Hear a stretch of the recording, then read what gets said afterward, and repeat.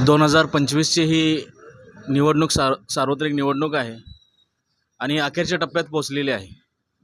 आणि या निवडणुकीसाठी आमच्या शहराचे कुटुंब प्रमुख नगराध्यक्षपदासाठी माननीय सुरेशरावजी शिंदे सरकार उभारलेले आहेत. आणि आमचे कैलासवासी पट्टूभैया यांचे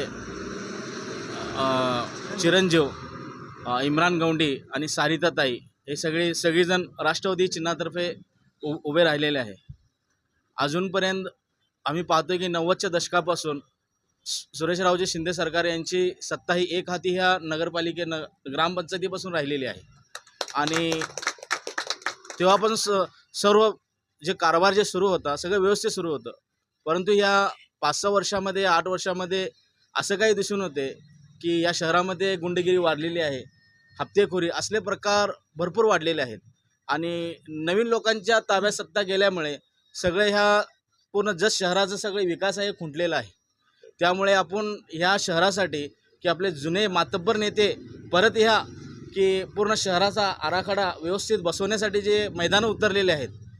बघा, अजूनपर्यंत सरकारांनी ह्या शहरासाठी खूप काही दिलेलं आहे. तर आज ह्या जनतेची वेळ आलेली आहे की सरकारांना बाई आपण सगळेजण पाठिंबा द्यावा. तर ह्या सगळ्या जनतेशी माझं आवाहन आहे की आपण सगळेजण मिळून सरकारांना आणि पूर्ण पॅनल राष्ट्रवादीचं आपण निवडून आणावं, ही सगळ्यांना नम्र विनंती.